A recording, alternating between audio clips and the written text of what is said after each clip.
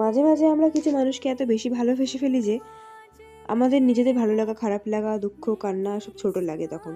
আমরা এইসব ভুলে যাই এবং তার ভ্যালিডিটির ওপর ডিপেন্ড করে আমরা হাসি, কাঁদি। আমাদের খেয়ালই থাকে না যে আমরা শেষ কবে মানুষটাকে ভুলে হেসেছিলাম। কেননা আমরা আমাদের সমস্ত আনন্দের উৎস তাকে বানিয়ে নিয়েছিলাম। তাই আমরা অ্যাকসেপ্টই করতে পারি না যে সে বা তারা যদি আমাকে না ভালোবাসে সেটা তাদের দোষ নয়, আমারই করা মিথ্যে এক্সপেকটেশন তাদের থেকে। তো যাই হোক, এই কেকটা আমি তার জন্য বানিয়েছিলাম একদিন জন্মদিনে। তো সব মানুষ তো টেম্পোরারি থাকে না। তো এখানে আমি একটু অ্যাপেল কেক মতো বানাচ্ছিলাম, অ্যাপেল চকলেট কেক। তো কিছুই না, যেমন চকলেট কেক বানায় তার মধ্যে অ্যাপেল গ্রেট করে দিয়েছিলাম, মানে আপেল। এবার হচ্ছে ওর ওপর দিয়ে চকো চিপসটা এরকম করে, আমাদের তো মানে ওভেন নেই, তো গ্যাসেই করছিলাম, আর চকো চিপসটা দিয়েছিলাম আর আপেলের স্লাইস দিয়েছিলাম। আর এখানে আমি চালের আটা রুটি করেছিলাম সেদিন রাত্রেবেলা। তো ডিনারে দেখলাম যে চালের আটা রুটিটা কেমন হয়েছে দেখছিলাম, আর এখানে হচ্ছে কেকটাকে আবার কেটে দেখবো, বাট কেকটা তখন গরম ছিল।